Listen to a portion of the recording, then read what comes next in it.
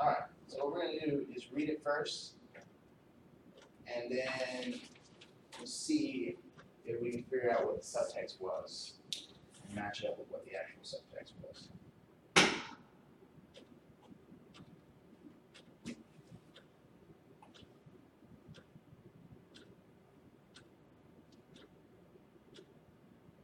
Should the date on that editing session actually be 2019 instead of 2018?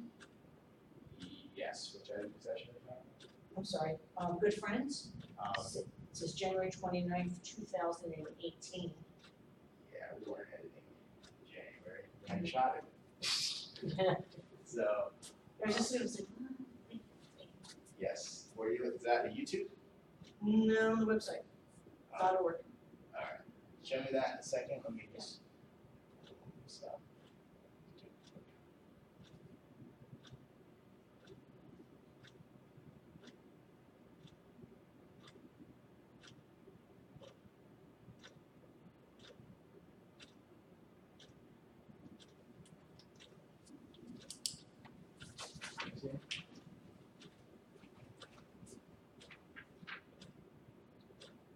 Okay, yeah, yes. Okay, so I'll have, let me adjust my.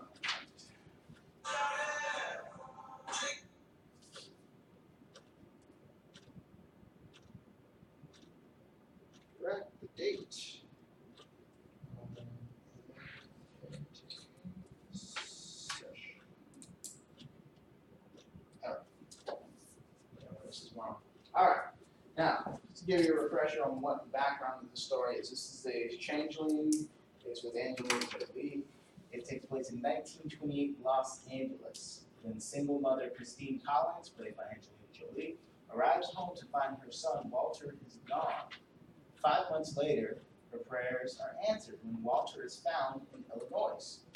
But to Christine's horror, the boy who steps off the train to meet her is not her son. The authorities vehemently disagree with Christine's claim, and her only ally is a clergyman, played by John Malkovich, who sees the case as his chance to expose corruption in the Los Angeles Police Department and government. So this is actually based on a true story. A bunch of kids went missing back in 1928, somewhere around there, and the police department was under a lot of pressure because it seemed like they couldn't solve the case. They weren't really doing much. Somebody had the bright idea to find a bunch of orphan kids and kind of coach them up, because all the people who had submitted missing persons reports told the police about what their kids were like, so they could find them. They took that information and used it to coach up these orphans, tried to match them up as best they could with the pictures of the people that they turned in, and then say, hey, this is your son, we found him. Now don't worry, he might be a little different. He's been gone for a certain amount of time, and a lot of the mothers at the time just kind of sided with authority, just kind of heard thinking and things like that. But Christine, played by Angelina Jolie, is one of the few people who stood up and said, no, this is definitely not my kid. You guys are wrong. Your authority is wrong.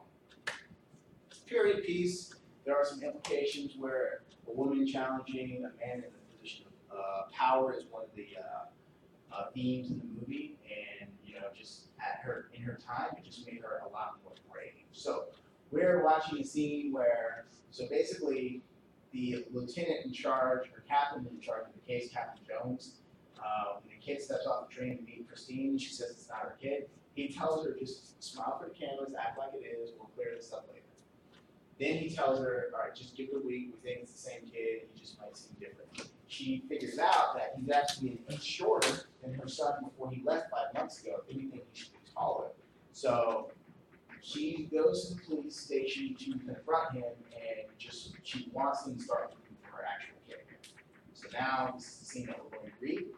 So one of you is going to be the policeman, one of you is going to be Christine. Who wants to be either? Policeman? Interesting. All right. I'll do the scene action. Interior, police station, hallway, daytime. Jones walks down the hall, typing, trying to look interested in a clutch of papers. Christine follows after. He's not my son. Miss Collins. I don't know who he is or why he's saying he's Walter, but there's clearly been some kind of mistake. We agreed you would give time to adjust. He's 4 inches shorter than Walter. Boys his age don't shrink. If anything, he should be taller. Maybe your measurements are wrong. Look, I'm sure there's a reasonable explanation for him. He's circumcised. Okay? Walter wasn't. Jones glances back, uncomfortable about discussing circumcision with a woman in public view. He lowers his voice. Thomas, your son was missing for 4 months. For at least part of that in the company of an as yet identified juvenile. Who knows what such a disturbed individual might have done? He could have had him circumcised. Might have. Made him smaller? Captain, please. He's on the move again.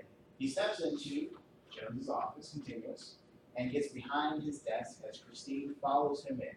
Why won't you listen to me? I'm listening, damn it. I'm listening. And I understand your feelings. He's changed, no mistake. You've both been through. Oh, all right. A terrible experience. That's why he needs your support and love to bounce back.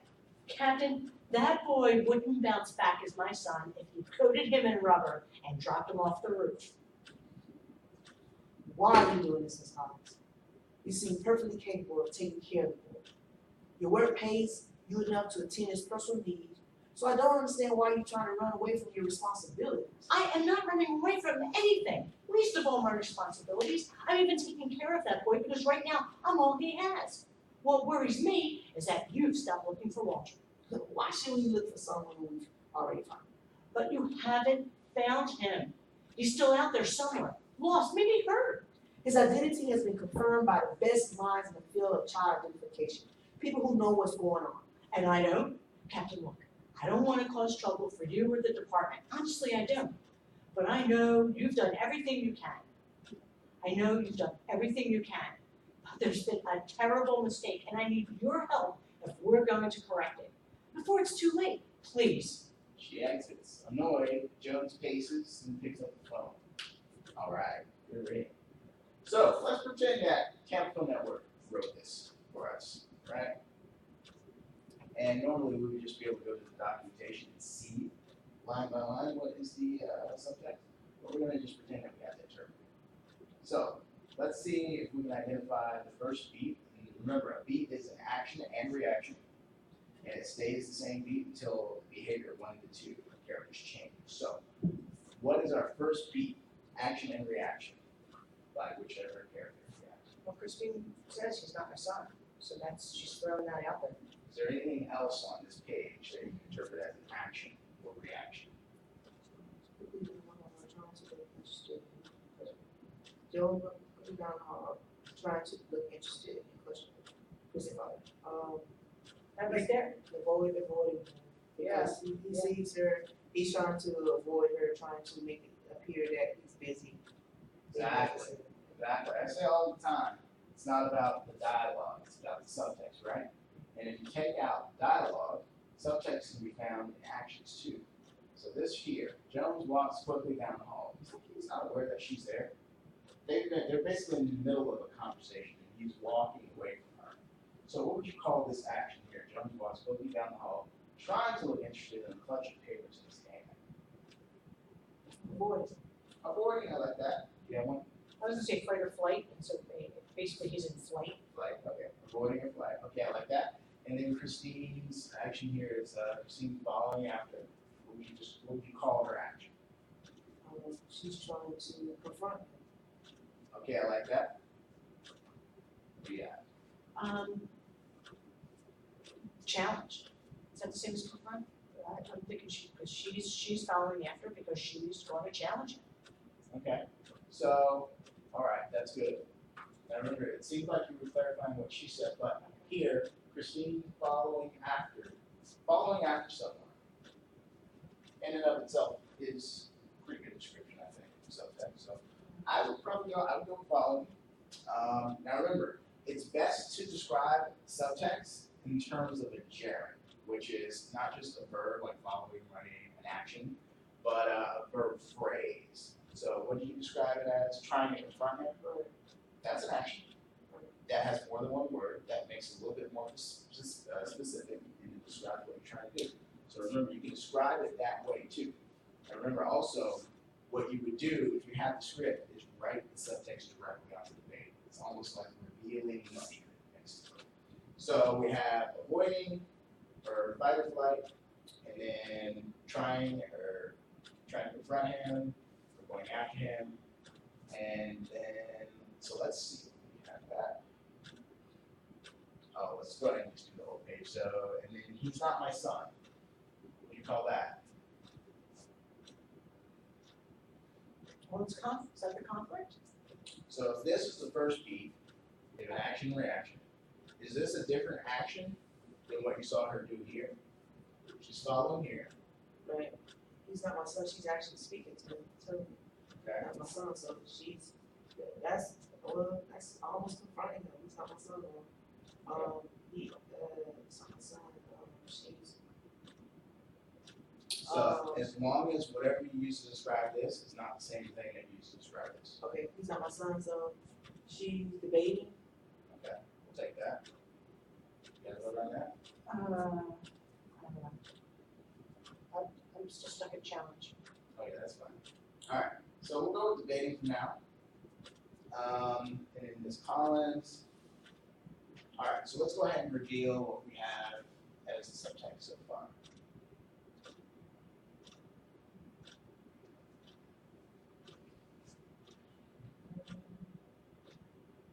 Alright, so first beat. Alright, so Jones's first action, ignoring her. So he walks quickly down the hall, trying to look interested in a bunch of papers in his hands. So he knows she's there, but I think you said avoiding. Yeah. I like either one. So remember, it's gonna tell us what the official thing is, but as long as it's close or about the same effect, good enough. Good enough. So ignoring her and avoiding her can be considered the same thing a lot of times. Her reaction is following him. So following him is a good description. Avoiding flight. Alright, so this action here, he's not my son. What did you say that was? Debating with him? Oh, yeah, debating. Okay. Let's see, and then Joseph Collins. I don't know who he is or why he's saying he's Walter, but there's clearly been some kind of mistake. Time. Okay, so for whatever reason, we don't have a description for this action here. Alright, but this line here, there's gonna be one for this. So he says in response to that, we agreed you would give him time to adjust.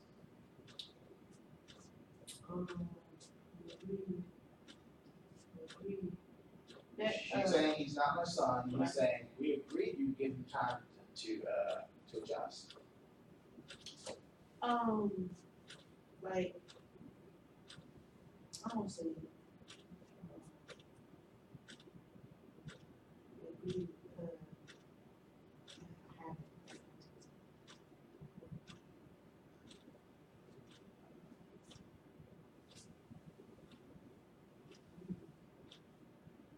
Manipulating her. I like that. Manipulating. You can interpret it that way.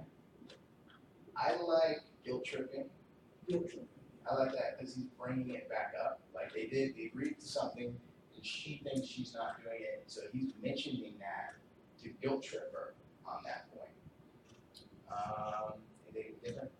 Yeah, just like, I'm gonna give you a second chance. That's kind of like what I'm reading into it, like he's, Okay. That's interesting. So that seems like something you say right before a threat. yeah, well, it's like a passive aggressive second chance or something.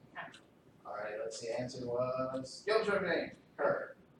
So that's his reaction. Okay. Christine's action. Arguing. Are we in the right place? Oh, okay. So actually, what happened is it's giving you the answer for the next line. So this line here, he's 4 inches shorter than Walter. Boys his age don't shrink. If anything, he should be taller. That would be interpreting her subtext as arguing. That's a good argument. He's shorter. It's a really good argument. And then his response is, maybe your measurements are off. Look, I'm sure there's a reasonable explanation for it. You guys want to take a stab at what that would be? Maybe you mentioned off looking. He like brushing her off. Okay, I like that. Telling her she's wrong. Telling her she's wrong. I like that too. I like brushing it off. I'll go with either one. Let's see what the answer is. Dismissing her argument. Okay. Close enough. Close enough. Pretty much same effect. Christine, he's circumcised. Walter wasn't. So he dismissed her argument, and she is That's a whole new beat, right? well, Maybe is she you'll- still arguing? If she's still arguing, it's not a new beat. Okay. Or is she doing something different? Well, she's justifying what she said in the first argument. She justified what she's saying. What she said, okay, 4 inches. And then he's like, maybe the measurements are off, and then she's justifying, Circumcised. Walter wasn't. justifying,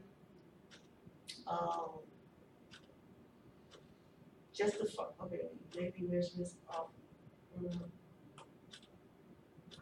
So I guess justifying why that's not her son. Because she's bringing up she actually bringing up a new argument, but she's trying to justify even more why that can't be her son. Okay, so she is bringing up a new argument. I feel like she's continuing the argument. I feel like her action hasn't changed there. Anything different there? No, she's just throwing more, now she's really digging up, like grabbing something very uncomfortable. All right, let's see what we got here. Reaction, reinforcing her argument. Okay, so it's really, she's doing something new, but it's really along the same thing. They're so close that it's almost negligible. So reinforcing her argument. Jones glances back, uncomfortable about discussing circumcision with a woman in public view. He lowers his voice. I'm going to interpret that. He goes to try to calm her down, calming her, trying to,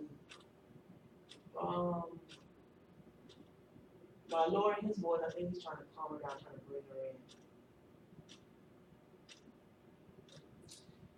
Getting himself under control, I think, because I think when he realizes where he is, and that it's embarrassing for him to be having the conversation with her as if she's on equal playing field with him.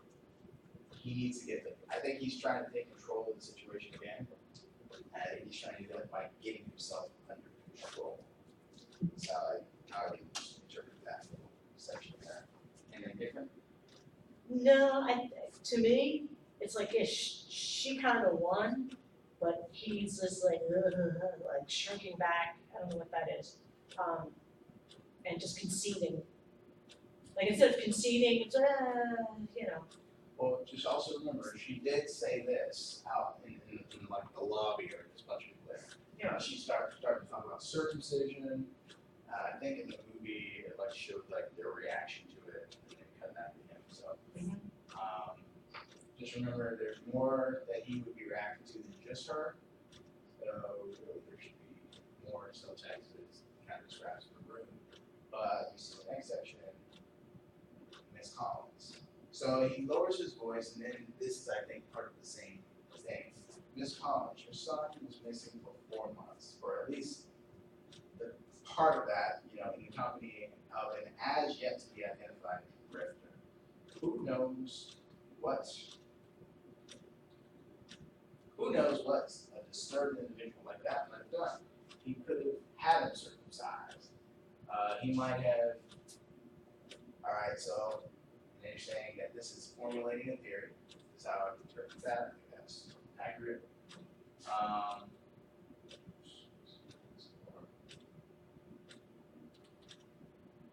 Make him smaller. Captain, please. Her reaction, dismissing his theory. I like that. I like that. Dismissing his theory. That was a very quick dismissal. He's on the move again, stepping into. Okay, so she says that, Captain, please. He made him smaller. Alright, she very quickly dealt with his argument, now he's moving again. Alright, so he can't end this argument in public, so it looks like he is going to his room and getting behind his desk as Christine follows him in. So there's an action there. What do we interpret that as? He's almost going to, and get behind his desk as Christine follows him. Trying to avoid him. And she's not having it because she follows him in.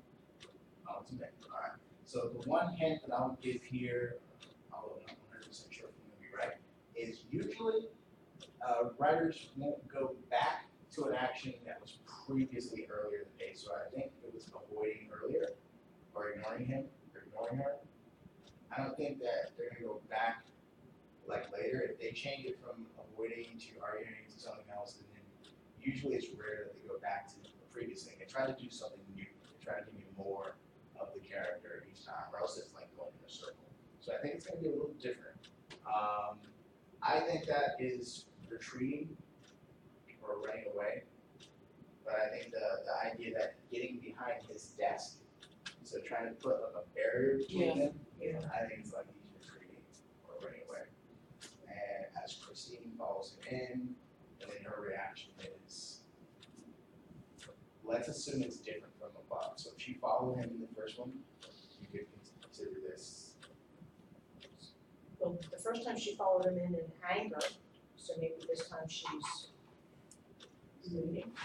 I don't think she's angry based on this. I haven't seen any angry words, but I think I would say she's Frustrated, yeah. She was frustrated. I think she's getting frustrated because he continues to run away. So he's hiding. So he's either hiding or retreating, and then she is following him. Let me sing this real quick. Good. So he's continuing to run away from her. Let's see what her answer is. All right. So his action, retreating. All right, retreating. So they don't have anything for her. Yeah, and the call out here is the fact that they were in public, so they went from one setting to another. He tried to stop her in public, he could not stop her, so rather than continuing that embarrassment, I think, he retreated from that situation. Now he's getting somewhere where he feels more comfortable, he's getting behind his desk. You might even be, I think it would even be valuable to call that like fortifying himself or hiding behind the desk like that. So you can use other descriptions of just retreating. Why won't you listen to me? And then the reaction there is pursuing. So he runs away, she pursues. I am listening, damn it. Takes a beat, then he gets calmer. I am listening. And I understand your feelings. He has changed, no mistake. You both been through, did I do that? What's that? I broke that up. You've both been through a terrible experience. That's why he needs your support and love to bounce back. What do we call this?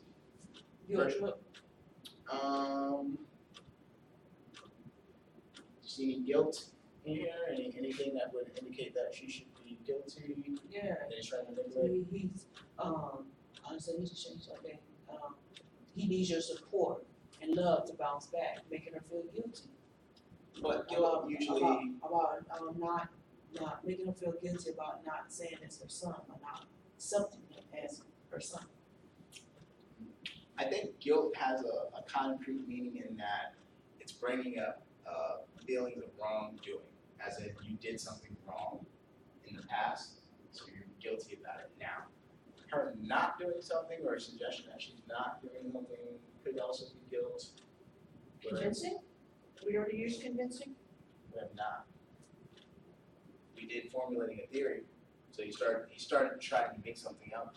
Well, maybe he could have had him circumcised. He was like pulling it out of thin air.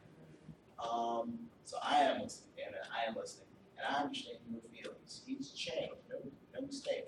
You've both been through a terrible experience. So right about here, I feel like he's trying to manipulate her. You've both been through a terrible experience. I feel like that's almost like giving her a command.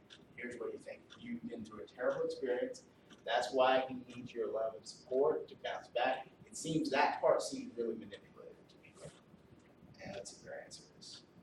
Actually, trying to change her mind. So he's trying to change her mind. Captain, that boy wouldn't bounce back. as my son if you coated him in rubber and dropped him off the roof. That sounds terrible today, but I think the humor is meant to be like how they talk back in 1928. You know, drop kids off the roof.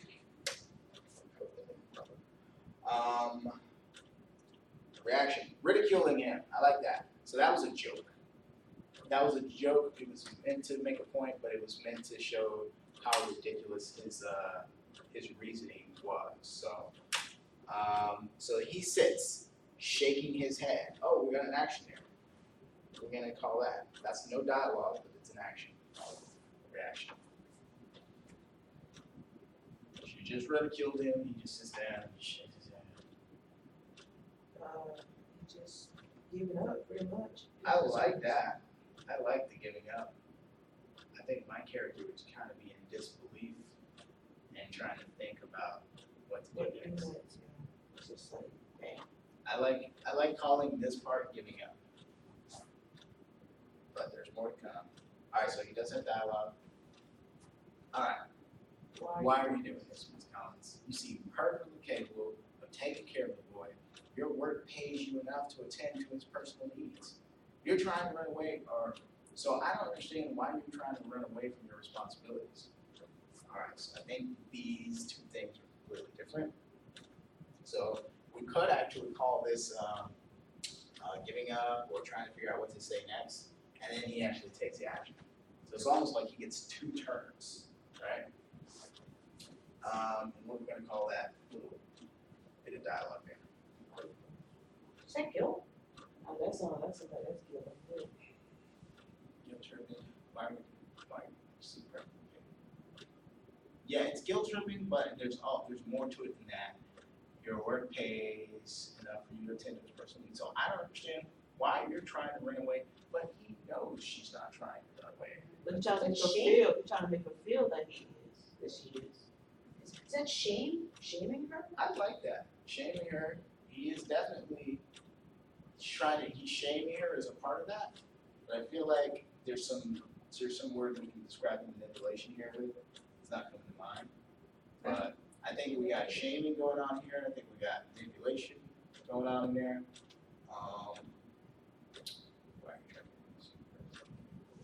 But I think the whole point of this is to throw it back at her.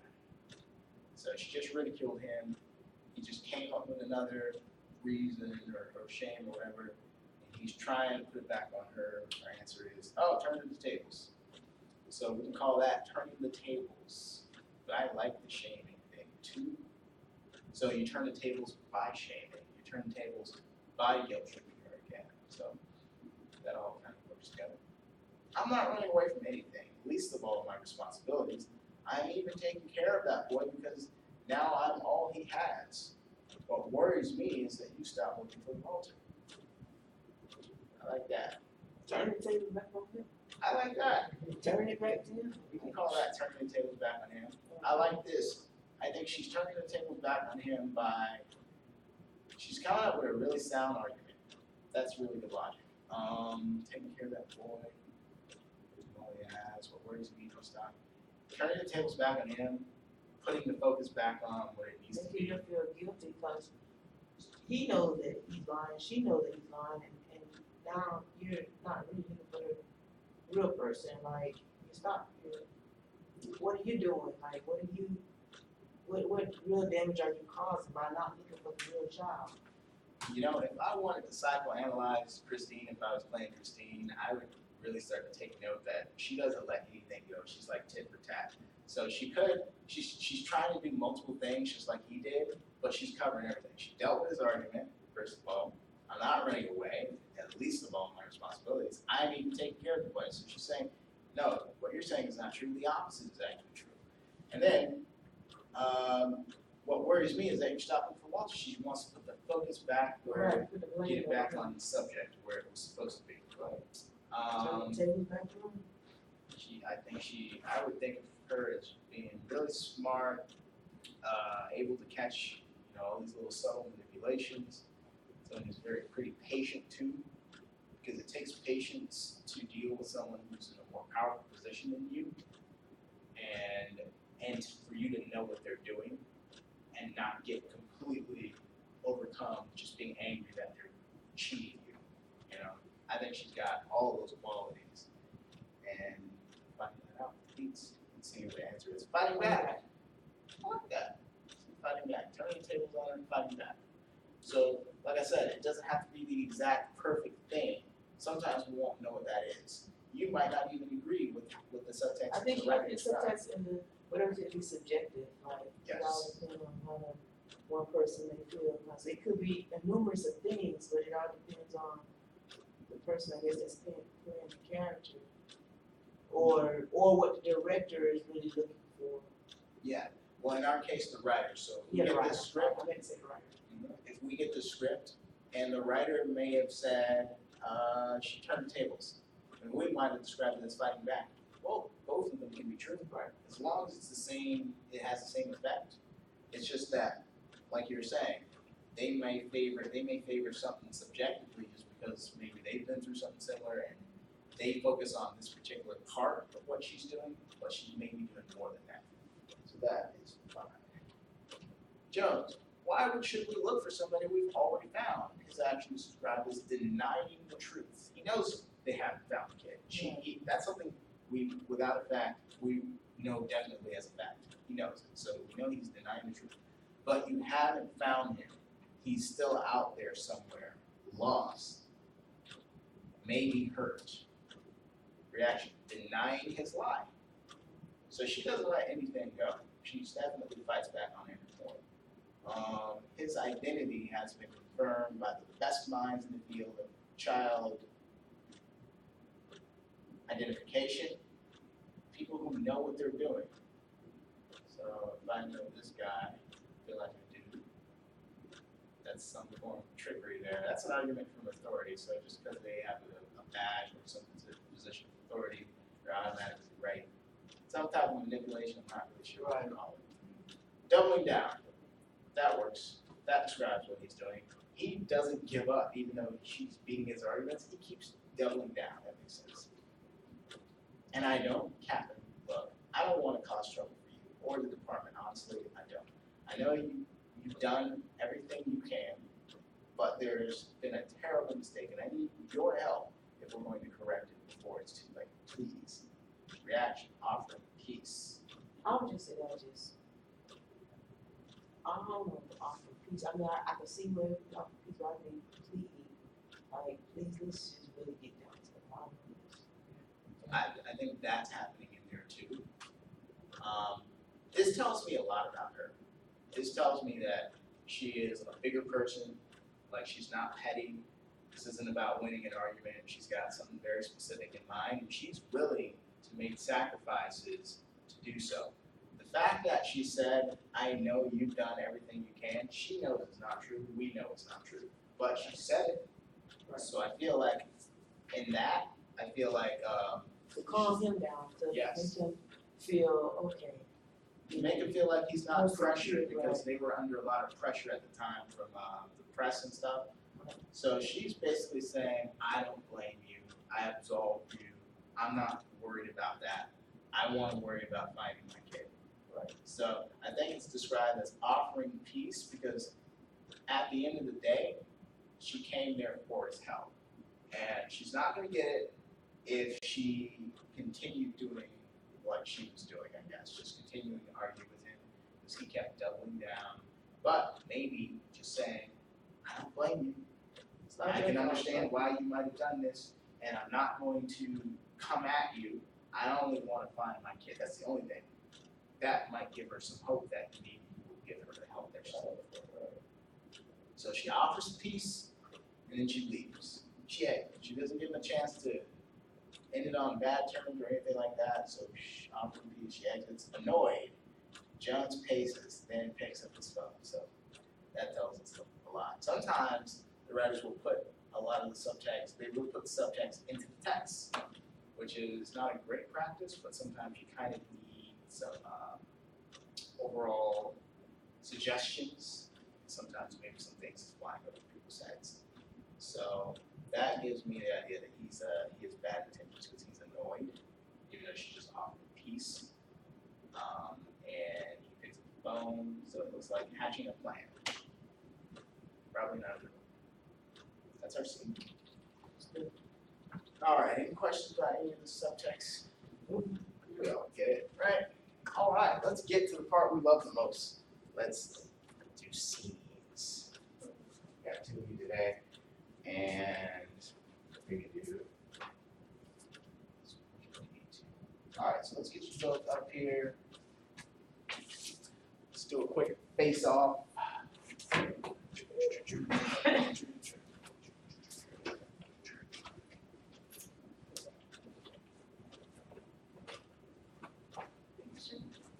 Proud of that.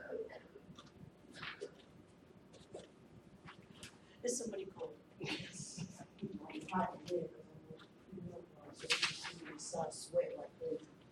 Right.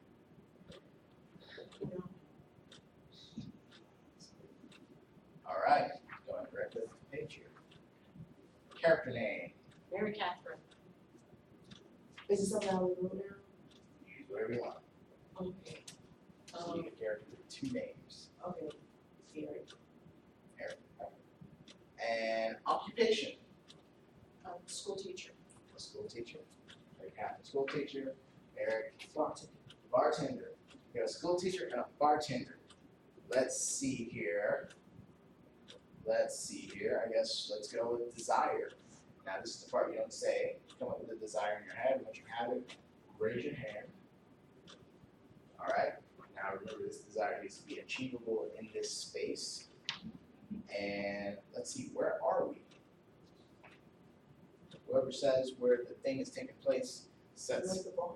at the bar. Okay. So we're at the bar. We set the bar.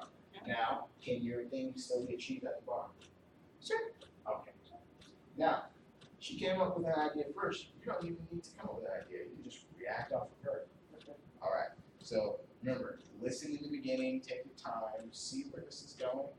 Once you know what she's desired or pursuing, you can go ahead and do your job to help tell a story by creating some conflict. Either create an opposition to what she wants or want the opposite. Want something in the opposite direction. So we got our name, occupation, desire, setting. Alright. Remember, we're gonna need those actions / reactions. Mary Catherine. Alright, and the last thing before we get started is just those things that we want to remember.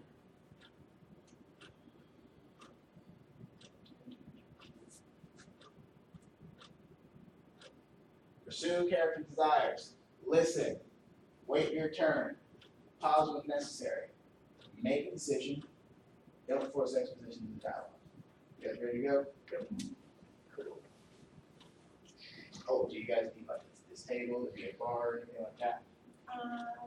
Yeah. Makes sense, right? Let's see.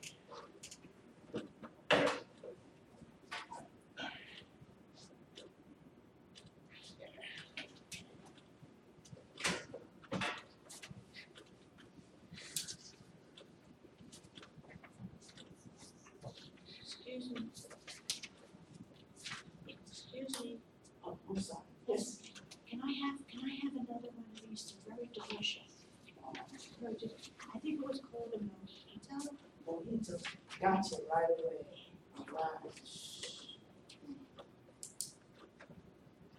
I really should be getting home. You know, my cats are there. They're waiting for me. But you know, it's so nice here. Yeah. There's people around. Yes, People to talk to. yes. So, you come here often, I just started here.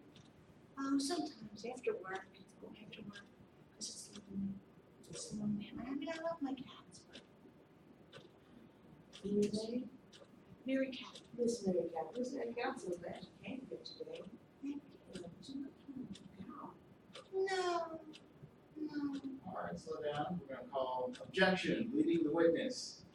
Now remember, she's the one with the desire in mind, right?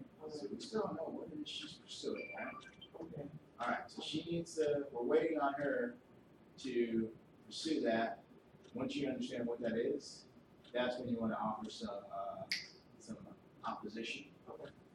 Okay, so that's why I think you're doing a little too much, because now if you come out friendly, you can't all of a sudden be more negative or more oppositional to it. So you kind of want to take your time, be a little bit of a mystery until you figure out what you're dealing with. Once you figure it out, okay, then you release more of your character. I'm kind of new here, I haven't seen your face that many times. Yeah, I come and like to look for men. Like to look for men. Yeah, nobody's here yet. Miss Catherine is, correct? Yeah, Mary Catherine. Mary Catherine, okay. You know, not that I'm a psychiatrist or anything like that, but, a bar is not a good place to live for me. No, No. that's where my parents met. And that's probably years ago.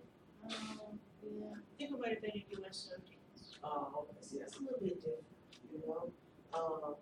These days and times, bar is not a good place to meet. So where do you think would be good? All right, I'm gonna pause you right here. I have an inquiry. This is assisted, that's what I'm doing. Yeah. Whenever it's unassisted, it just goes until you guys are done. Did you just start pursuing a desire with this, bar? Was not the Yes. You just started. All right. Now pick up on the fact that she's pursuing something now. I think what has happened is she's now trying to take the lead. Let's see if you can play off of her, and whatever she's pursuing, go ahead and see if you can create some opposition to it. Let's continue. A bar is not a good place to meet men. See, because I went online to those things and yeah, I got cheated out of money and I didn't find it. Sometimes I get stood up, you know. So I don't know what else to do. Okay, so let's look at this. So, you're at a bar. Okay, and you're drinking. What do you do at a bar? You drink, alright? Okay.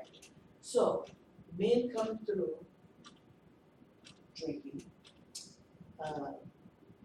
Yeah, they want to be drunk.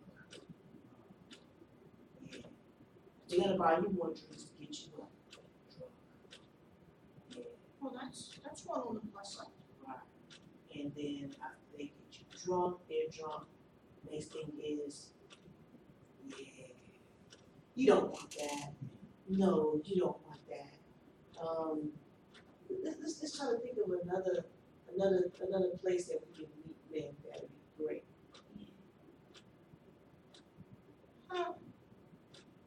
Library? Hold on. You got swept up there, Sharon.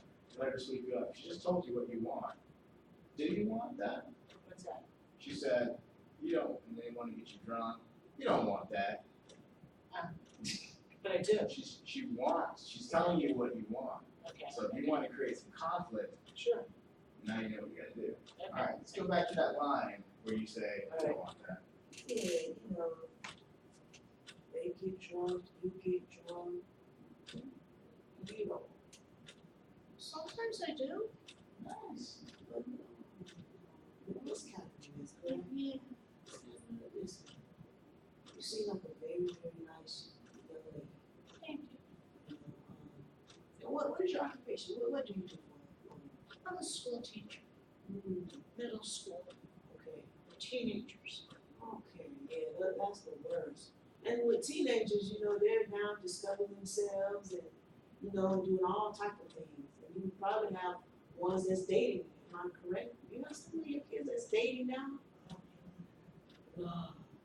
Okay, so I mean, if they was to come to you and say, Miss Catherine, that would be a good place for me to meet somebody. I think maybe when I get older and able to drink, I'm gonna meet them at the bar. See, I knew it was a good idea. You have had too many drinks, Miss Catherine. You know? I mean, this bar is not the type of bar that you want to meet. It's not an upscale bar. This is a bar, you know, happy hour, men coming in, and 9 out of 10, they're married. I can tell you that. You know, and they want to get that drink on and keep it moving. Every now and then, before they get home, they might see somebody and pick them up. do their business, and then they go home. You want that, Miss Catherine? Sometimes, I mean, once in a while. No. No, Miss Catherine. Alright, hold on, alright, okay, so good, so I feel like we got something out of that. So what happened is we went in the loop here, we went back to an action you did previously, that's okay. So I saw arguing, I saw you making a very strong suggestion that she doesn't want to be here.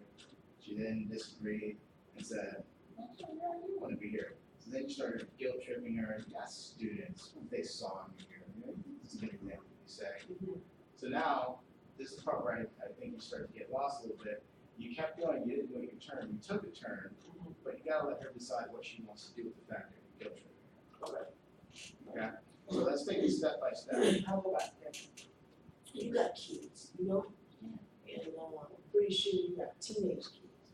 They're gonna be dating soon. Some have not already dating. I'm one of your students. And I just turned 21. I go and see her. I said, Miss Catherine, I tried everything. I looked everywhere. Cannot find anybody. You know what? I'm gonna go to the bar. Maybe I'll find somebody at the bar. You know, at least there's people here that'll talk to me. Where am I gonna find people to talk to me? You know? That's why I hang at home with my cats all the time. I mean, they're always there to love me. They need me. Don't cheat on me. Ooh, nice. Alright, I'm gonna pause here. Alright, Chevy. Now I'm gonna let you say out loud what you feel like that action was just now. What was that? What's that? Woe is me. Trying to make me feel like trying to hold on, let me get it. Trying to make me They won't cheat on me. I don't have anyone else to talk to but the cat's at trying to make me home. feel sorry for her. How is she gonna act?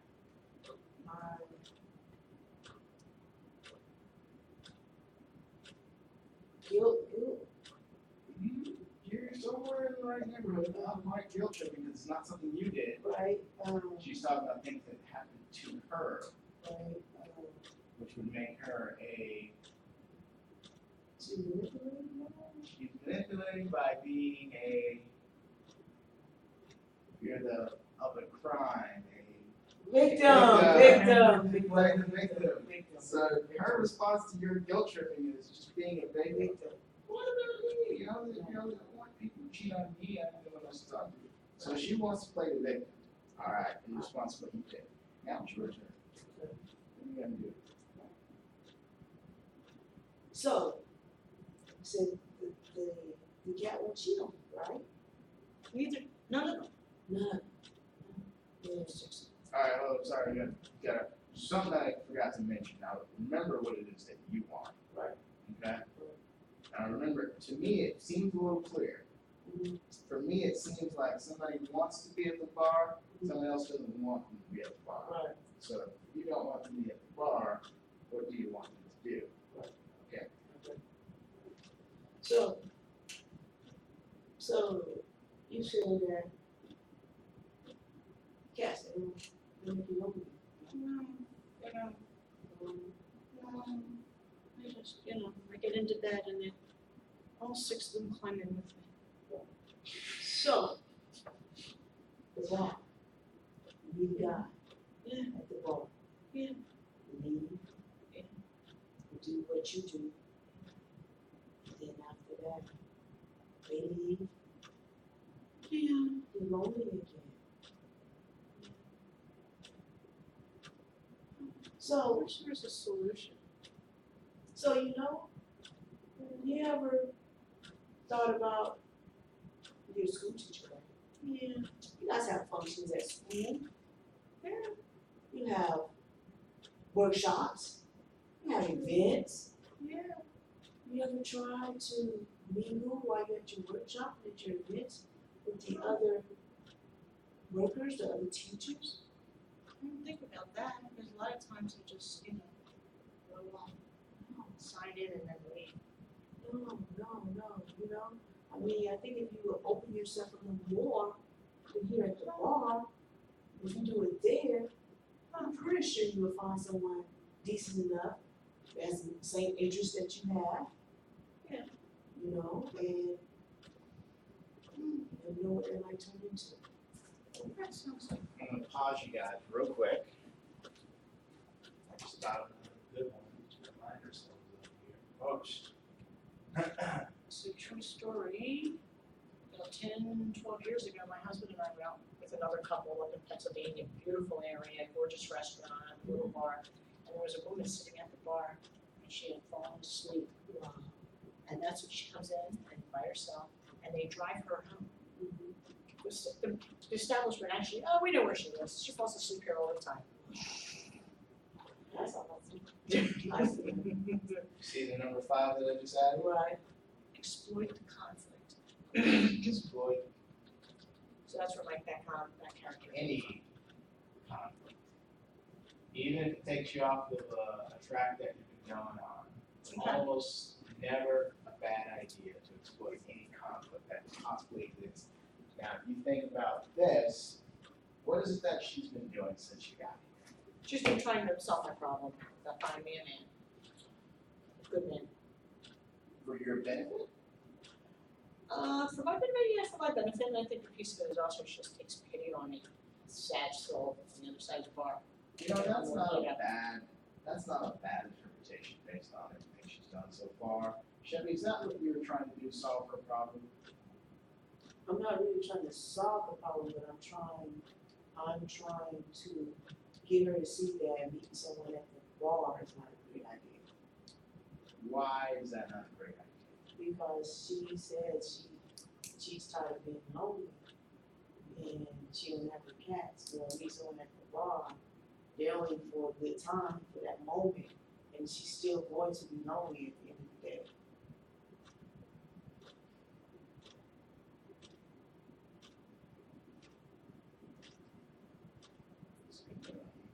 All right.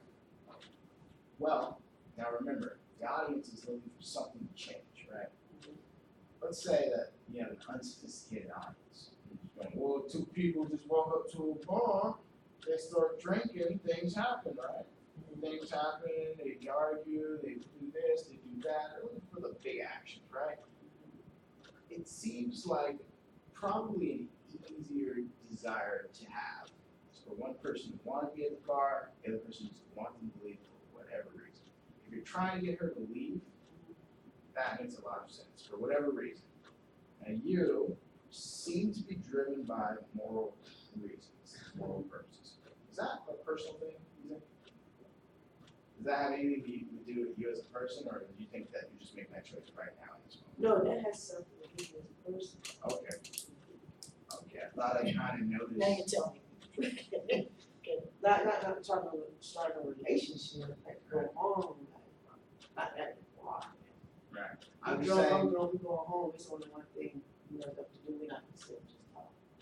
I'm just saying, I feel like I've been noticing certain patterns with your choices. They have to do with morals as a kind of almost a theme. So that's really cool. It doesn't really have any bearing on this. I'm just making that observation. All right. Now, if you want to exploit conflict here, and you want to react to the fact that ever since I got here, this woman has been arguing with me, suggesting that I go someplace else, acting like I'm not wanted, guilt tripping me, suggesting that I go and do things out of function, you know, to find a man. You know, you can take any one of those points and be like, who is she to judge me? Who is she to tell me what to do with my time and my money? So what if I want to get drunk? You know, you have a lot of good options to get an argument going. Okay. Which could also be justification for you to kick her out. You know, so maybe you want to piss her off on purpose. But let's see if we can escalate this.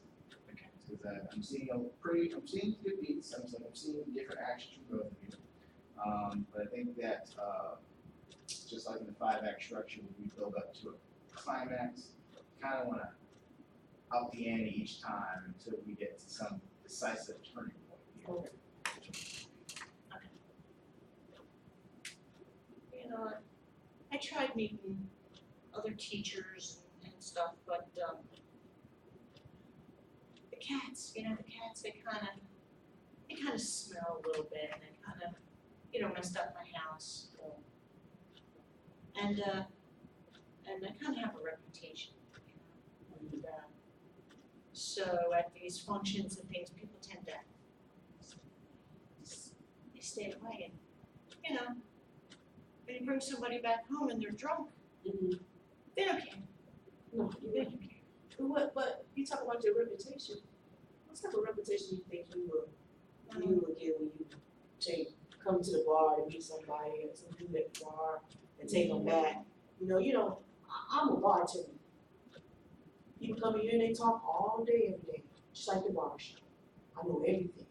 People business that I don't want to know. And I know about the ones that comes in here and grab in and go home. What you think those men come back and do? They come here and they sit in that same chair and they talk to me. What do you think they do? They telling everything. Oh yeah, man, I got this girl, man, this bra, she was ready. And she was lonely and I just sucked her in. Woo-hoo! Do you want that type of reputation? Is that the type of reputation that you're looking for? Because that's the reputation you will receive if you come to the bar talking about you're lonely and you want to meet somebody at the bar. I'm so confused. I'm so confused. I understand that you're confused. And I'm here to help you. I'm here to try to direct you in the right direction. Because that's what, All right, pause. All right. Sharon, what's the issue here? what's the issue? Because my character is a doormat. So Okay. I kind of developed that my character is a doormat, and people use her, and people push her around and all that. Do you feel like this is a reoccurring theme in the scenes that you do? Do you feel like you ever have issues, like either creating conflict or exploiting conflict? Since you're asking me that question, I'll say yes. Because if you're asking me that, then I guess that is an issue. I haven't, you're asking me, I'll say no. No? Okay. Because I sometimes I've become too argumentative. Okay. I know sometimes when we've done improv scenes, it was like, yeah, and like I'm too argumentative, I'm too whatever. Okay. So I was trying to play something different. Okay. That makes sense, actually. I can keep going. I can bring away the conflict. Okay. You know, we're gonna sit there. The conflict, I see the readiness for your character to engage on your side. Mhm. Here I see every time something comes her way, she gets aligned with you. It's almost like you're experiencing, you feel like they should be experiencing this together. Mhm. She's trying to get you to leave, but it's like, yeah, it's like, not saying that you agree with everything.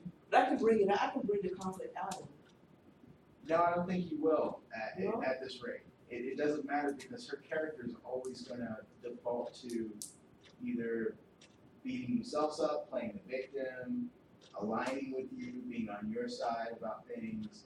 There's really no fight in this character yet. So we gotta look for any way that we can exploit conflict. Sure. So these things, what you wanna do is you wanna listen to, prickly, where every little thing you might think is a slight. What do you mean by that? What's that supposed to mean? You know what I mean? So I'm Not, gonna change my character. you may have, probably make an adjustment. Okay. So that you Okay. can get sensitive enough to where you can get a conflict from what she's saying and doing. So, I mean, do you want that type of reputation? Because, I mean, you keep coming to the bar talking about you want to meet men, and all these men around there looking at you, they listen to you. You're going to become a whore. I don't agree with that. Nice. I don't agree with that. I think another one of these. And I'm gonna tell you why I don't agree with you. This your last one, because, I don't know, this your last drink. Could you put it in one of the big glasses then? I wanna tell you, You did it again, sorry. Did you see yourself do it again? No. Well, you said, I want another drink. I like the part where you disagreed. Mhm. I know that you can disagree because you did that earlier. Okay. But then you said, you're gonna explain why, and then you said, you know what, give me another drink. That was a good move. Her response to that is, this is gonna be your last drink. Okay. Now, in that tiny little conflict there, What you did was concede when you said, can you put it in a small, one of those other glasses? Big glass. Yeah, a big glass. Okay, well, that can be perceived as a fighting back, only if you make it seem like that, because it seemed Okay. like you went along with what she wanted to do. What do you mean by last glass? You Okay, know what I mean? Yeah. It's okay to go off on this tangent. okay, Any conflict that they take you off on tangents about, that's okay. I wanna see this escalate somehow. okay. Great, so can I have another one of these? I don't think I should be giving you this one, but, it's gonna be your last drink because Why? because you really, right, I really shouldn't be giving you this, Good. you understand? I mean, I'm here to have a good time. Good. And when I have a good time, I like to drink those drinks, those things. see, you can't even pronounce what the name of the drink. I know what they're called, I'll just read it off the menu. Okay, well, like I said, I'm gonna give you this drink and we'll talk about another one after this conversation to see how you feel, how your mobility is, how your, you know, we'll see. But go on now. Like I was saying, you need to slow down, slow it down. Slow it down. I'd like another one, please. Nice. Alright, starting now, I want both of you to disagree with every single thing. Okay. No matter what, no matter how small, every single thing that the other does. Alright. Focus on whatever it is, disagree. Don't give any ground at all. I'd like another one, please. No, you're not gonna get another one. And if you continue to come to this bar, liquor for men, you're gonna be a whore. That's not even true. And I want another of those Momos. I'd like another Momo, and that guy right there, to go. It's very true. That is very true. You will be the whore of the town. This is a small town, a very small town. And for you to come in this bar talking about, oh, I want that guy right there could have any type of disease you don't even know. You understand what I'm saying to you? And so you're going to be a whore, known as a whore of this town. Right now, just Catherine the whore. thirsty Catherine, give me another drink. Whore Catherine. I am not a whore. Are you ready yet? We're going. I'm not a whore. You are a whore, and you're not. I'm not allowing you to leave. Matter of fact, I'm not even allowing you to leave this bar until you sober up. You need to sober up, Sober up? I was just getting warmed up. That's just hormones. and you're not getting another drink. You need to sober up. I want another Momo. Another Momo. You're not getting another one. As a matter of fact, I'm going to call you a Uber. Uber. Yes, Uber. Alright, pause. Okay, so we started off on a good foot there. I saw it escalate and went back and forth. Very good. Now what happened was the energy on your side started to go back down. Okay, okay. What would be your observation for why that is? I ran out of Okay. argument. I saw you start to prioritize that clever dialogue and you were so good. Okay, is that a good thing or a bad thing? It's good that you can say out of nowhere, I want that man to go. I was looking around and went, well, there's one sitting there. What the hell? It's funny, but the thing is, it's only good if it rides in the back of you doing your first obligation, which is to advance the story. So we needed that energy to continue to rise and try to outdo her. If it comes second to that, it's good. If it starts to take you off of that, and then our story starts to dip, because now you're not fighting anymore, and now our scene is stagnating, it's not good because it's distracting you. Okay, So I think what it is I need to pause good, and think, there you go. because I feel like I need to be right there, be right there, and Yeah, the words are there, but you're forgetting that the words have to lead somewhere specific. yeah. So, and part of that specificity has to be that you listen to her. So as she does her turn, you look for that, you gotta escalate, but you also have to try something different than what you tried before. and you've got to change this. You've got to force her to really meet you at a new level. All right, so we're not just talking with our inside voices anymore. No. You know, I said bring me a goddamn drink, so I want a goddamn drink. Now she has to respond to that. She can ask for security, she can tell you to leave, she can do the thing with, I'll call you an Uber right now, and you can argue with her over that. Who the hell tells you to tell me to go and take an Uber? Huh? I'm a grown ass adult, I can go wherever I want to. A lot of good options. Yes, okay. All right, so I want to get to that level. Okay. I want those people to see, I want those people to be like, who are those crazy people in there? So, yeah, Miss Catherine, Mhm. you're gonna be whore Catherine. You keep coming in here talking about you looking for a man at the bar. I am not a whore, Good. I'm just thirsty. Yeah, you're not a whore, but you're gonna be called a whore. Where's the manager? Manager, I am the manager. I'm the new manager, so I am the manager, and anything you need to discuss, you can discuss with me. Can I get another no? No, you're not having another mo. What I'm gonna do is I'm gonna call Uber for you, so you can go home with your cats. I don't need an Uber, I can get home by myself. No ma'am, Oh, not on yeah. my time. No, you're not leaving without an Uber Beep. because Beep. I'm responsible for you. I will make my way home. No, you're not. You're not. All right, cut and scene is over.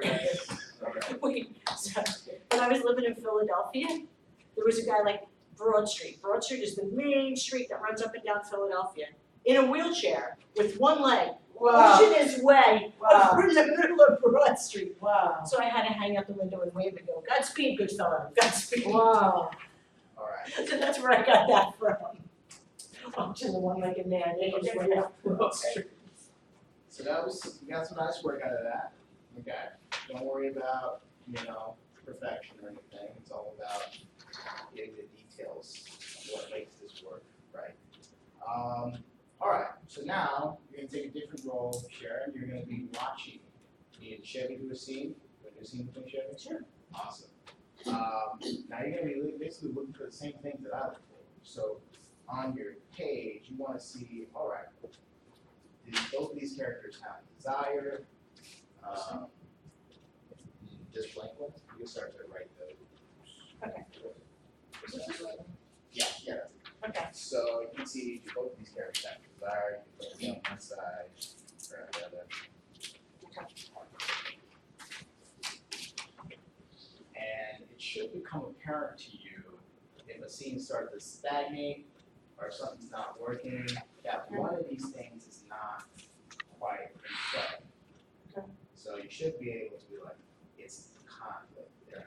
There's nothing, you're not fighting about anything, and then try to see if you can interpret what the needs are back and forth. So we'll do our best to, follow the tenets of what we do here.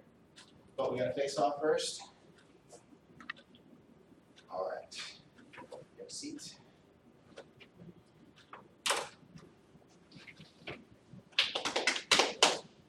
We need character names.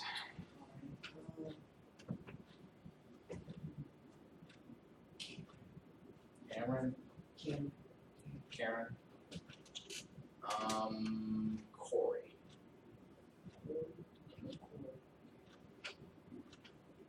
All right. Now we need occupations.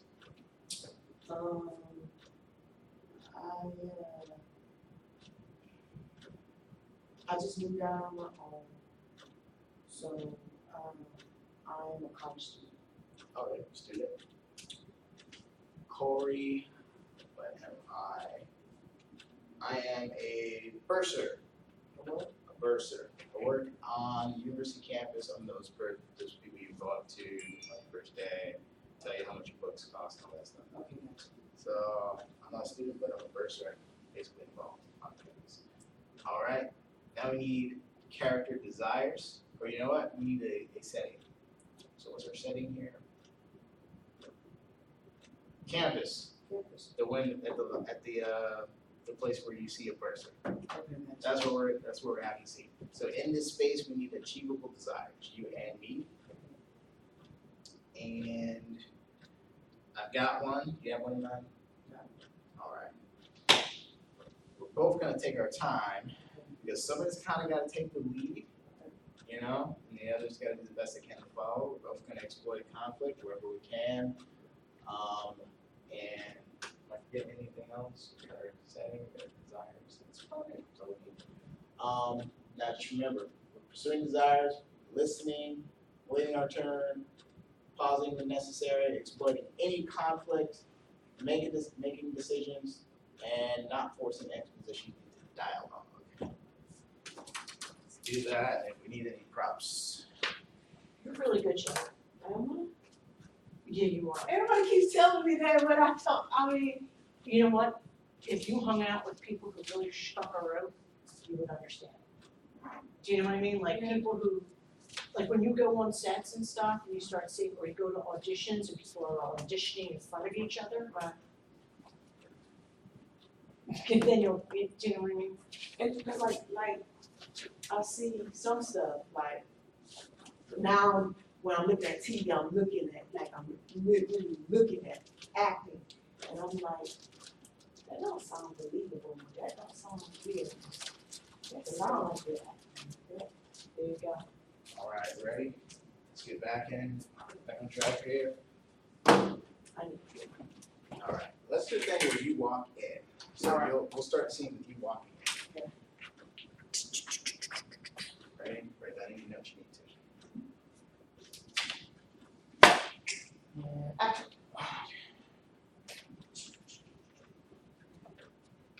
Good afternoon, sir. My name is Karen.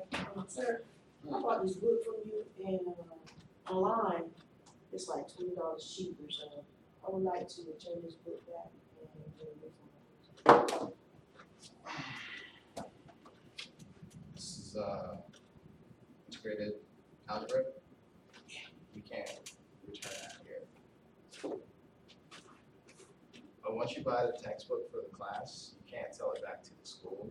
You can resell it to your student, although it's gonna be a lower price than what you got it for, but you can't, we don't buy the books back. Yeah, but you're gonna buy this book back because your sign clearly states that if you buy a book from here and you later find it cheaper on the internet, then you either match the book or you get your money back, and I don't wanna match, I just want my money back. Okay, let me just point out that that's for other books, not exactly class books. So like that section on childbirth, for example, we don't have any childbirth classes. That's just kind of general books. You can return those, but for class textbooks, you can't return this. So you're not gonna be able to sell this back here. However, there are resources that you can find like online, like Craigslist or something like that, and then, you know, try to get the best price. Once again, I repeat myself. That notice says that any book that I receive from you all or purchase from you all, if I find it later on the internet and it's cheaper, I can come back and get my money back. It doesn't specifically state which book that I can or cannot bring back. It says any book that I find on the internet, and then you all also sell it here, that if I find it cheaper on the internet, I can come and you will match it or I get my money back. Okay, And I would like my money back. I understand. Point one more thing out, okay? So this is an official university textbook, all right? So what that means is we are licensed to sell this book as if we wrote it ourselves, although it's in almost every other university state. However, once we sell it to you, it's no longer, you're not able to sell it back to us. In other words, you can't find this book legally for sale from any other organization or school or anything other than the university itself. So everything you buy outside of here is going to be secondhand. You can only sell this, you can only sell a book back to us if it A, is not a textbook, and B, is a book that's not by the university. Does that make sense? No. All right. Because you know why? Let me tell you why. Oh, goodness. This book was written by Sharon Pack Withers. Okay. Sharon Pack Withers does not work at this school. Anymore. She does not work at the school. Okay.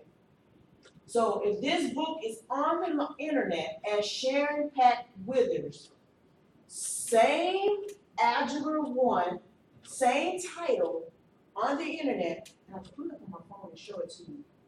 If it's the exact same book that your university is selling, guess what? Sharon Pack Withers write books for this university. You all are using the book that she writes for you all. So because she writes for you all, that does not mean, or you can think that the university wrote the book. The university did not write the book. Sharon wrote the book. And the same book that Sharon wrote for the university is online. The book that I purchased online, $20 cheaper than the book that you're trying to sell me. No, the book that you did sell me, that I am returning back to you. So, sir, I don't want to hear that. You have your information wrong. I think I need to speak to someone else. Yeah, you know what, I think that's a good idea. Let me see if we got a supervisor. Yes, please do that. Oh, look, supervisor is left for the day. I'm supposed to be gone for the day. So I will try this one more time. Ma'am, I've been working here for the past 2 years. I know all the policies. I'm not lying to you.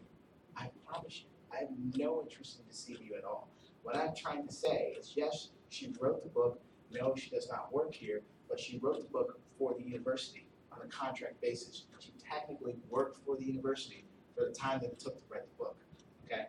This is a university-owned, copyrighted book. You can't sell this textbook back to us. But you can sell like a fiction book or like an instructional book that you find that is not a textbook. You can only sell textbooks to other students. It's actually a part of law. I promise you. What's your major? Does your major have anything to do with mathematics, medicine, anything? Yeah. So, some of the college students are the dumbest students ever. You know what? You just asked me what my major, then ask me, does my major have anything to do with mathematics? Sir, what book is this? It's algebra. Algebra. Is algebra math, sir? Is algebra math, sir? Huh? That was the dumbest question I could have asked you, but you know what? I know what the problem is, dude. I know what the problem. Let me tell you what the problem is. It's almost time for you to go home. Yeah, definitely. And you don't want to deal with this. You already counted your drawer. You was doing it when I was coming up. So your problem is you don't want to redo your drawer because you started counting your drawer too early. That's your problem. It's time for you to go home. So you didn't think that I was going to be coming up here talking about returning a book. So you started counting your drawer early. So now that I'm here, okay, caught you in your seat, you're not done, the door's not shut, it doesn't say closed, it clearly says open. Now you gotta go back in your drawer and redo that all over again. You're going to refund me this book, sir. Miss, You're going to refund me this book. holy shit. Okay. I could not refund you this book even if we did have a policy. It's a $500 book. I don't have $500 in the drawer, man. That's the reason for that is because we don't buy or sell. We don't buy these books back. That's too much money. That's why I'm saying you can't sell this back to the university. I'm not making that up. It's in your handbook. If you read the student handbook, it's in there. Read your handbook. What time did you start? It was at 7 a.m. What time did you close? 4 minutes ago. 5. At 5, 7, 8, 10, 11, 12, 1, 2, 3, 4, 5. I did that on my finger because you're so dumb that you asked me about the book, if it has anything to do with mathematics, it's an algebra book, so I did that to show you. I was asking So what 7, your major 7, was. 8, 9, Major. 10, 11, 12, 13, 8, 7, 7, 8, 9, 10, 11, 12, 1, 2, 3, 4, 5, 10 hours. So you telling me within 10 hours you have not received $500 within 10 hours? This is a major university. You sell books, you sell pencils, you sell book bags, you sell clothing, you Small sell stuff. food, or whatever. Small stuff. Okay, but this is a big university. You know how many people come through this university No other buying stuff? Ma'am, Different. no other item you will find is $500 or $600. This is all Accumulation? $5. Accumulation of things? It's not $500 or $600 for 10 hours? People would be bringing these in all day. Doesn't matter, I'm not talking about the book anymore. Alright. You're saying that you don't have $500 in that drawer, and I'm telling you, you're lying. Why are you lying? Because all these people that come through here, 10 hours, you're telling me within 10 hours you have not produced $500? That's a lot. You know what, don't worry about it. What time you leave, sir? What time do you leave, sir? As soon as you walk out. As soon as I walk out the door, I'll be back. You here tomorrow? Yes. Okay, what time tomorrow? 7 o'clock? Okay, 7 a.m. I will be back, and I'll be back looking for you, and I also look for your manager. I bet you tomorrow you will not have a job, sir. Thank you. You have a good day. You fuck with the wrong person. Oh my God. Was that good? It was Was good. it I I believe loved you. it when when you said like you already counted your drawer and I'm like, oh, that's it. She found it. Like, was that the turning point? Well, all right. So we have a few issues. Come back. All right. Actually, did take it one. Oh, very good. I'm gonna ask you those in a second. All right. So we both had character desires. Mine was to get you out of the store. Okay. All right. Yours was to sell a book. All right. All right. Who achieved their desire by the end of the book? Oh, you did. All right. All right. So you basically gave my character exactly what they wanted without me really doing much of anything. I gave you a fight. You definitely were aggressive, but it was almost like you grabbed the child, knocked it down, and just started hammering it over the head. It wasn't a fair fight. So what you gotta do is you gotta wait your turn. So when you give my character a decision, like whatever your choice was, look, I saw you count your drawer. You gotta let me decide how I'm gonna respond to that. Oh shit, she's gonna count my drawer. I can come up with an excuse for it. I can say, no, that wasn't what I was really doing. I can say it's none of your business. But you gotta let me respond so that you can know what you're gonna do next. Okay. You got to a point where you pretty much had a roadmap out, and basically you had one action. Fight. That was the one thing you were doing the whole time. But you gotta be able to do more, because I was giving you things that you could work with. One of the problematic things was the concept that we would disagree on what the facts were. So I said the book was an algebra book, and then I said it was written by a university. Once I say that something is true, it really doesn't serve the purpose of the story to discount that fact. You can add an additional fact. You can complicate it a little bit. Be like, well, yeah, that's true, but there's really more to it than that. But when you say, no, that's not true, well, now I've got to try and get away from that point, because we can't argue on camera. Okay. So the fact that Sharon worked for the library, the reason that took so long, or Sharon worked for the university, the reason that took so long is I had to explain to you how she can technically work for the library without actually being here every day. And that shouldn't have took as long as it did, but try not to disagree on the facts. Instead, try to deal with what the facts that I present do for your, what it does for you trying to pursue what you're trying to pursue. So you're saying I can't return this book because the library owns the book? That's bullshit, you know what I mean? I was gonna work on it. I was like, well, if you guys own the book, then you shouldn't have a problem taking the book back to your book to start with. I was gonna do that. That brings me to my next point. The concept about the books, where I was explaining, well, there are two kinds of books. The textbooks, you can't sell that back to the university, and then the other thing, you can be angry about that, but it didn't do much for the story for us to argue on that point. So, now, what would have been kind of interesting is trying to get around that fact, such as, I don't know, what if you said the manager's not here? Okay, it's just you and me. All right, what if I give you 20? You put this book back on the shelf, I'll give you the rest of the money, or whatever, you give me the rest of the money, and it'll be just like I never bought the book. I bought it yesterday. see, you could have gone with, I'm making excuses for why you bought the book and don't need it now. You could have tried to bribe me. There are a lot of things your character can do that is pursuing desire more than just fighting. I would save the fighting for when you feel like the scene needs to escalate, it needs to speed up, it needs to get more violent, it needs to be whatever, but there's more that you can do with the stuff that I was giving you, but you gotta take your time. If you let your emotions take you, you stop listening for opportunities, you miss opportunities for conflict, you miss the cues that I've given you, you miss a lot by not listening. Take your turn is supposed to kind of force you to listen. If we go turn by turn, then it's one move versus one move. Then you can decide, all right, I ain't gonna get anywhere with this guy on this thing. So let me try this time. So you gotta try something else. But when you make all the moves, you're in control of the story now. So I can't really do anything to correct it. On the other hand, I felt it. It's you know how to play the thing that you're doing really well, so that was good. Other than that, we got to a conclusion. You left the store of your own accord, which in terms of consistency is kind of what your character seems like they would do. So even though she has no choice but to leave the store, she's gonna leave the store on her own, how she wants to. So that makes sense.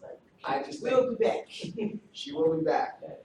But she took one of my points because I was gonna come up with this excuse. Look, I can come here tomorrow. We can talk about the manager or whatever, and then you'd be like, no, let's deal with this now. But you just took that point, so it was okay.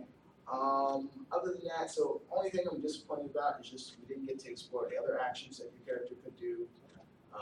The action you did do was pretty powerful, so you just gotta take your time, take your turn, think about your options, and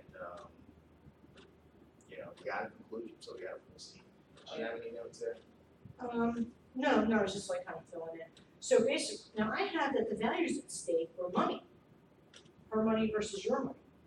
Is that the value at stake? But what happened was it became a value. It kind of forced its way into the story because she said she saw me counting a drawer, and I did. So when she said that though, I can't now argue that. I can only say the reason why I was counting my drawer. I was telling her, well, yeah, I was counting a drawer, but it's for all this other stuff that we sell. It has nothing to do with books. So I think the value for me was to return his book because, well, I guess I can do money too. Return his book because there was a cheap one online. So that's the deal. Yeah. So in this scene, Chevelle was the antagonist, you were the protagonist? not exactly. So that depends on your point of view. Okay. If the movie's about me, I'm the protagonist. If the movie's about her, she's the protagonist. But the scenes happen the same way. Okay. So that's not really important who's the protagonist or the antagonist. What's important is that they're both pursuing desires. They're both protagonists of their own story. We're both pursuing desires. We both have our own challenges that we have to try to get through to get what we want, and forming the functional story. Now, I had a thing, it's really important, I dropped it. I just dropped it again. The values at stake. So we confuse that a little bit. The value at stake can't be the money. Remember, values at stake are qualities of human experience that go from positive to negative, or to negative to positive. They start one way in the beginning of the scene, and they change by the end of the scene. If you look at the scene, did anything of substance or importance for either of us change? Oh, did I notice or something? Well, she caught you in a lie because you said I don't have $500, and she like started counting, and I know you have money. She didn't catch the character in a lie. What happened was she didn't give him time to explain what was happening. Okay. He didn't say that I don't have $500 on hand. He said I don't have $500 to buy this book. No, you said you didn't have $500 in the drawer. Or in the drawer. Well, the point is being the 500, whatever's in the drawer isn't enough to buy a book. Like they can't do those kinds of transactions. It's more for there's a book bag for $5, a school pencil Right, bag that's for, what I'm saying. it's not enough money. But it wouldn't be money, it wouldn't be the value at stake. What would be the value at stake is, or actually for her, the value at stake is money. So the value at stake for one of us. If she's protagonist, that's the value at stake. If I'm the protagonist, the value at stake is more time. I'm trying to get home. I may have a girlfriend waiting for me, I may have some other engagement that I have planned, but I know that I'm late. And so, depending on how I do with her, that's either gonna be hurt or helped. So I'm late, or I'm right now, it's before it closed, it was on time. After 5 o'clock, it went to being late, and now I'm gonna be late for my engagement, which affects my story. So I'm gonna go somewhere and I'm gonna be late, and that may affect whatever happens for me guys. All right, let's get Sharon back up, and Chevy, you sit and watch this time. Okay. And I want you to pay attention. Question, Yes. is this past 5? Oh yeah, you gotta go. I'd be with at 6. Oh yeah, okay, that's fine. I'm sorry. No, that's fine. Okay. I'd be with at 6. No, that's fine. Okay, I'm sorry. No, that's fine. We're only going till 5:30. Okay, That's then. fine. Okay, well, Do you have to leave you now? wanna go to 5:30? No, you have to stay at 5:30. Yeah, 5:30 is fine. All right, so I just want you to have the experience of CDC. No problem, Just kinda as an I audience. work right here by Grant Street, so I should be straight. Okay. Yeah. Straight down 22nd on Portertown, so I'm good. All For right. USPS, So we're gonna call time at 5:30. So for you, pay attention. And what she did was draw a line on the paper. You can put me on this side, her on this side. But try to write down the things that we're gonna come up here. All right, so we're gonna face off here. Completely make this up. All right, now we need character names.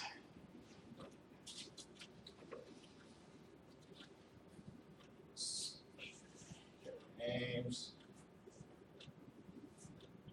I am Roderick Martin. Roderick.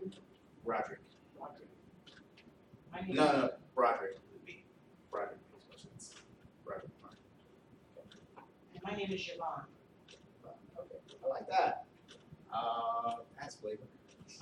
Let's see, occupations.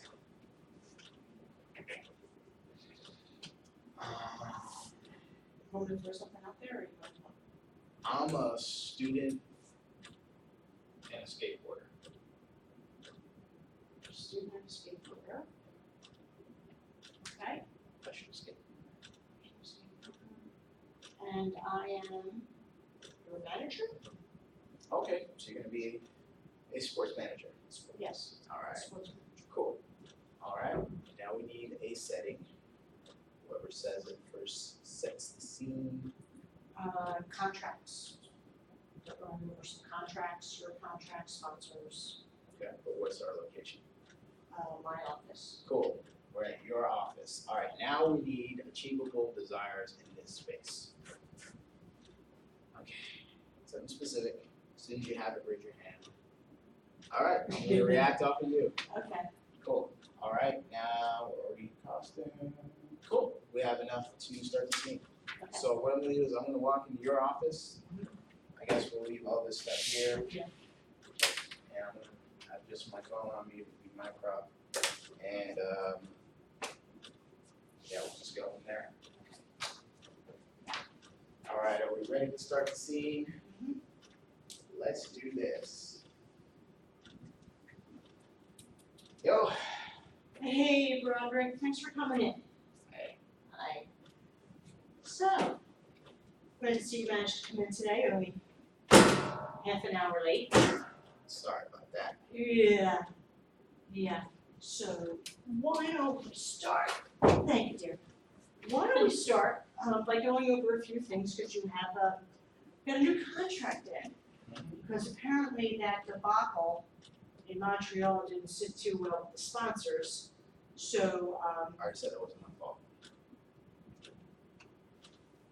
they found you naked in the town square, swinging off the statue of their founder. Yeah, but I was holding on for dear life. You were holding on for something.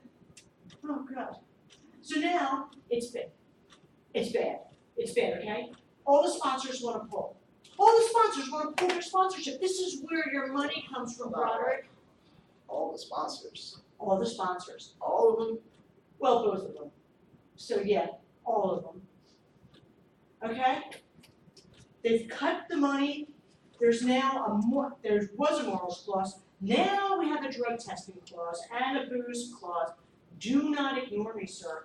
I'm not ignoring you, but you have to do something about that drug clause, man, that's a little bit too stringent. Well, what should we allow? Are we allowing weed, are we allowing coke? You know, what do you want to pass through? Because this is Nike. Nike doesn't take bullshit off of anybody, Broderick. I mean, you need to understand that. Alright, look, first of all, Yvonne, I knew that. Alright, it's Nike. Nike, you gotta say the E at the end, alright?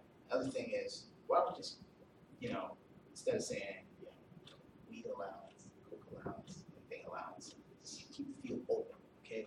Because, life is fluid, I need to be able What is to. this? I don't know, those words are getting small. Nike has a zero tolerance drug policy, effective immediately. All, what's that word? All talent will be subject to random drug testing as per Nike's approval. That's what they, Okay, well, that's no problem, I'm not the talent, I'm the athlete. they mean you, Broderick. See, so here's the first page. There's your name right there. There it is right there. Okay, well, hold on, you're shoving all this paperwork in front of me, like, what am I supposed to, what am I agreeing to here? Well, because you broke the morals clause on your first contract, It was Nike. broken, but not exactly my choice, I wanna hear how it's the statute's fault. Nobody says it has to be the statute's fault, I'm just saying that, I understand like a bad thing happened, I'm just saying it wasn't my fault. I was dealing with a situation that was dealt. Whose fault was it, Broderick? Whose fault was it this time? It was Reebok. You know what? They were talking to me 2 weeks ago, trying to get me to sign with them. I think that they just wanted to do this, get me in trouble with Nike, so that I have only one other option. Reebok pulled out this morning.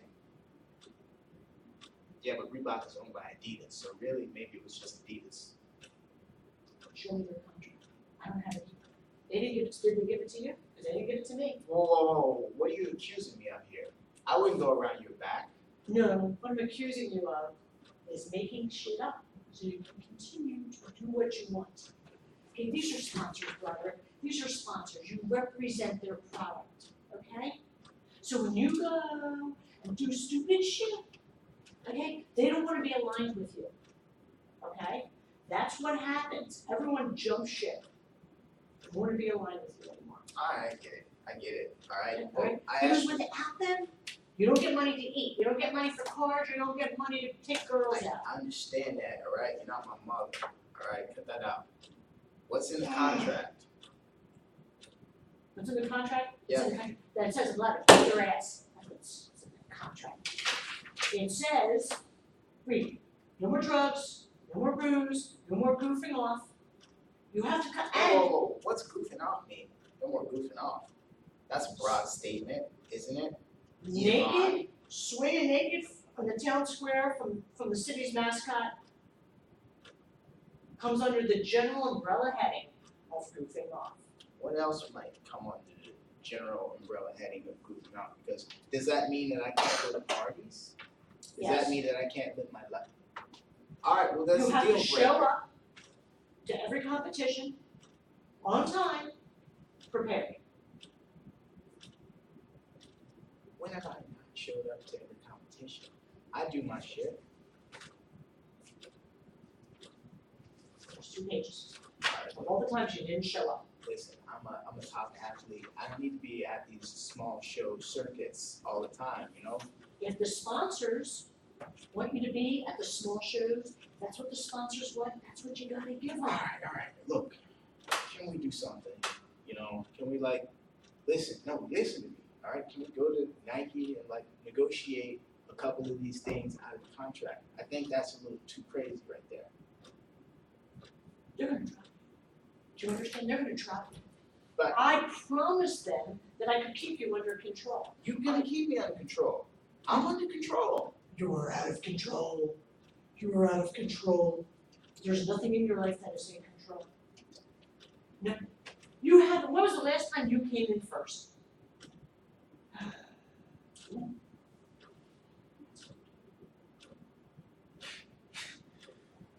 Now you wanna be all concerned about, what place I'm coming in. Whereas before, you were the one saying, I needed to get a life, I needed to go out and have fun, I need to experience the world, I need to travel, all that bullshit. Now you wanna say, I need to go back to, you don't know what you want, man. This is bullshit. There's a happy medium between staying home and playing video games or whatever and drinking soda and going out and being out of control. Somewhere in there is some kind of happy medium where you eat decent food, you get enough sleep, you have practice. Remember practice? Yeah, but are you standing up for me? Like, are you telling these guys that not every single thing is because of me?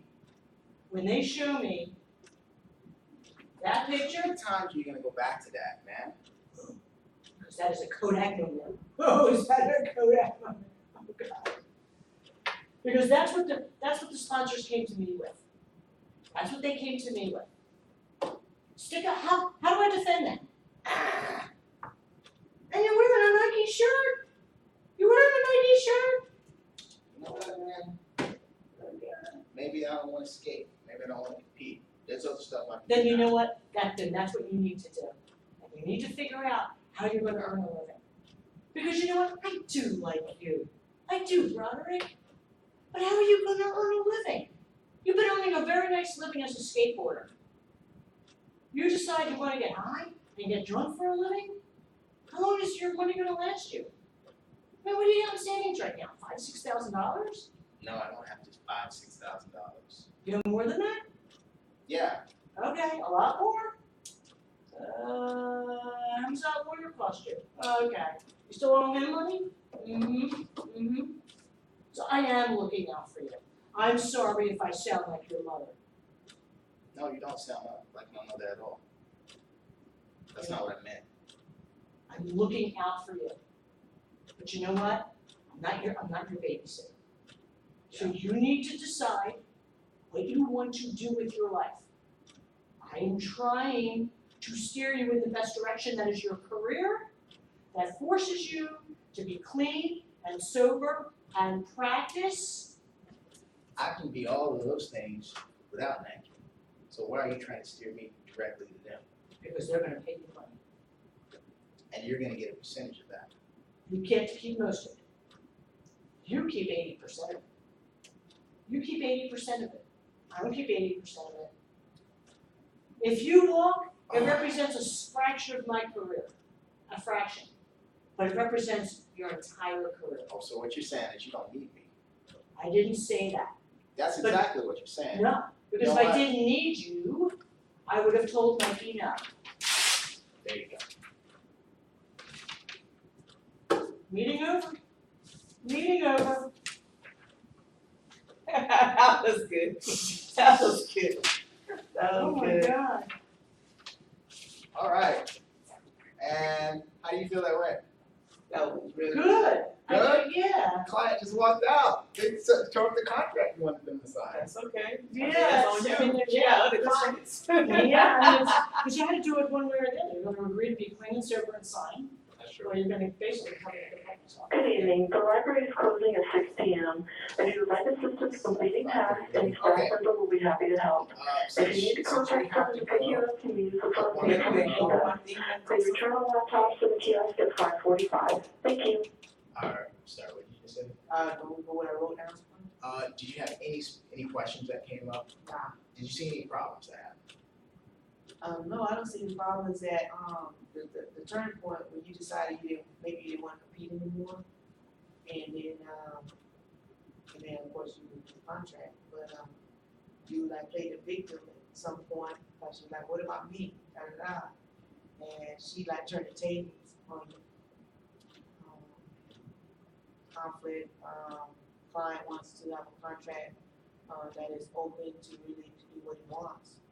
And the manager wants, him to sign a contract that basically, basically limits him to doing, doing anything he wants to. Good, okay, I like that. Now, in the beats, was there anything that stuck out to you? Or did it all seem pretty? When you play the victim, when you like, what about me? So you saw a victim, me playing a victim. Right, I saw her parents turn their tables on you. Those are only two that I Okay. Overall, I feel that this is a good scene, I liked it. Okay, I'm sorry. Go ahead. Manager, wants him to sign a contract that basically limits him. Right. And you wanted a contract that openly you do what you want to do. At stake, I got, values at stake, your freedom to do what you want, and your values for him, trying to get him to sign a new contract. Okay. So, I think at some point here, I decided my desire was to leave. Your desire to get me to sign a contract was a good one.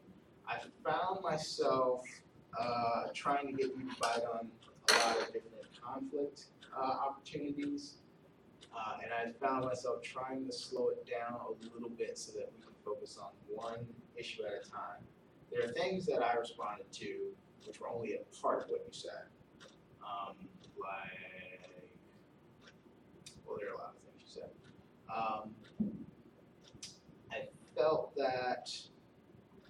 I felt that we sacrificed some conflict for humor on your side a lot. Okay. And I think the conflict was more important. The humor was funny, you know, but then there was also, what that led to also were these fact points that came out of nowhere that supported your position. So the context of the statues, when you make it from it, was okay. And then when I fought it, it seemed like there was just another fact produced that it didn't help further the conflict, it just proved more that you were right. Okay. So we needed, what I think would be more valuable if you're gonna come up with those facts, is things that either, how do I put this? It's hard to do this while I'm up here. But that part makes sense, right? Yeah. Okay. So I guess what I'm saying is you want to listen a little bit more. You had some funny lines, but it was making the scene funny when I was trying to get it to kind of progress more. We were learning more about my character, how crazy they were, but there were times when you had the opportunity to explain certain things like, well, why is it you want me to go to Nike? You know what I mean? Why didn't you get angry about that? You know what I mean? Why didn't you bring up, just here's a convenient fact to bring up. Sometimes you want to bring up facts that prove the person that you're acting with is right. Like, well, yeah, but I know that they're going to pay you the most, and, I fought really hard to get Adidas to accept you, but, they're racist, they don't like people of color, things like that, and which would prove that, you wanted me to go to Nike, but you wanted me to go for a special reason. But you have to get angry about that. You have to see that that's an opportunity for conflict, and it's an opportunity for you to fight and show that you're right by bringing up things that your character did for my character. So those opportunities were there, and it would have been more interesting too. Yeah. I think we learned way more about my character than yours. We know that my guy was an athlete. He's crazy. That's funny, because I felt like I was doing most of the talking, but then we found out more about your character, probably from me. You were, and that has the effect of putting a lot of exposition into the dialogue, right? So I want to do a little less than that. Okay. Can I ask you a question? Yeah. Are you with Tyler, Yes, I am. So I had some good friends with him. a second, that's why I just got this shit. Yeah, baby, I got it too. I was gonna ask if you got it. Sure, sure. Okay. You have to, that's, that's the kind of crap that comes in, that keeps me busy. Okay. All right. Keeps me busy. Okay, so then I just, when they say, looking to the cash register for this month, please select the cash document. Mhm. So then you just email it back to him, the subject email. Oh, okay, yeah, okay, subject just. What I do when they get these things come in, like I look at them real fast and then I sit down, I take my time and I read them. Because all the details that you wanna know are in there, but when you go through them real fast, and I do the same thing, it's like, well, but what's your, I don't know where it goes. Okay, so all the details must be in the attachment, right? Yes. Okay, gotcha. All right, I'm sorry. No problem. I would ask before I left. That's okay. The last thing would just be some of your parts where your dialogue are a little bit long because of this. I'm not against a dialogue being long, I'm just against, there was a part in the beginning that I wanted to react to, but I had to wait. And then for me to go back to that, I would have had to look it back and it would have been too strenuous, so. Alright, good work, Chevy. Thank you. Grab the book, it's yours. Ah, yes. Let me know if you have any questions, I'm gonna post a video for this, later. Okay, cool, all right. Bye. Bye-bye. But that would be my last thing, I think you overall. Okay, good. That's good, because my favorite thing in here, like I'll I don't know why. Well, you just gotta get a handle on the fundamentals. These are the fundamentals. But the only way to get a handle on it is you gotta get repetitions. You gotta have them addressed at the times that you know, make an adjustment. Yeah. I feel like you're knowing what they are now, like the fact that you prioritize dialogue sometimes, comedy. Being specific about that will allow you to change it. So now you just gotta change your habits. So it's a step by step. Yeah. First you gotta be aware, then you can change it. But good job overall. Thank Good you. practice. I got to act again. Woo! How do you think I did? I think you did great. Would you tell me if I did bad? Yes, Thank you. yes, because I've seen bad. Appreciate that. All right, that will be the end of the video. So I am on the set tomorrow. I have a work, I've been like working for money.